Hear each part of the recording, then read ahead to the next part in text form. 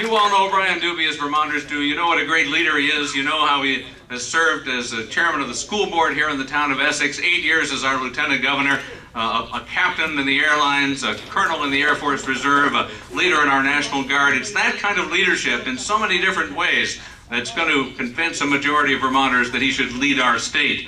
And that's what we're going to do during the next few months. Now, I've been around a little while, and I have a pretty good idea of what would happen next year if someone other than Brian is elected, because we've seen some evidence of that over the last couple of years.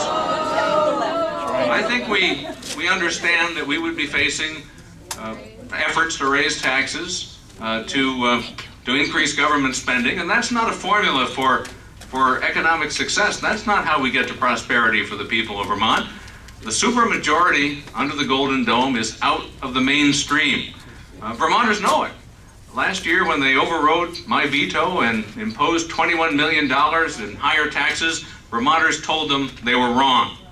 And then this year, some of them saw the light.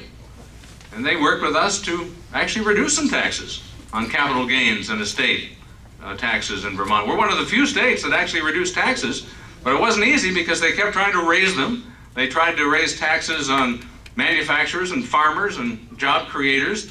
In fact, they proposed 8 different tax increases during the last legislative session, and Brian and I had to keep fighting them back, but we did. And we're getting some recognition now across the country as one of the few states that actually rolled taxes back.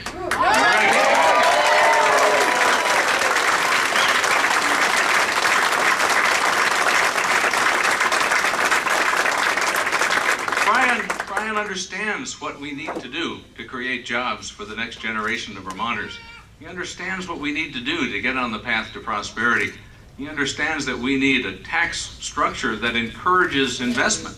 He understands that we need a regulatory system that doesn't take years to navigate.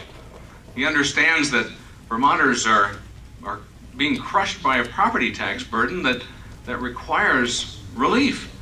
He understands that we need to have an education system that doesn't preserve a bureaucracy, but is about educating our kids. That's what we need in Vermont.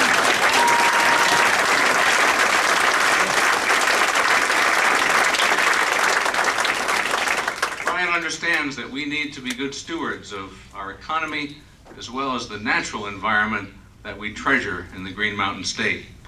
So I think we have a pretty clear choice this fall in Vermont. Vermonters can choose to turn over the reins of government to a governor who will follow the legislature's path toward higher taxes, toward more regulation, toward more spending, toward choking out job creation and investment and opportunity. Or they can elect a governor who will stand up for taxpayers, for working Vermonters, who will say no to higher taxes, who will make this a more affordable place to live, provide greater hope and opportunity for the future of our state. I think I know which choice Vermonters are going to make this fall. I know what choice you and I are going to make, and I believe that come November, we're going to gather here or at some other place in Vermont and celebrate a great victory as we introduce the next governor of Vermont, our friend Brian Dubie.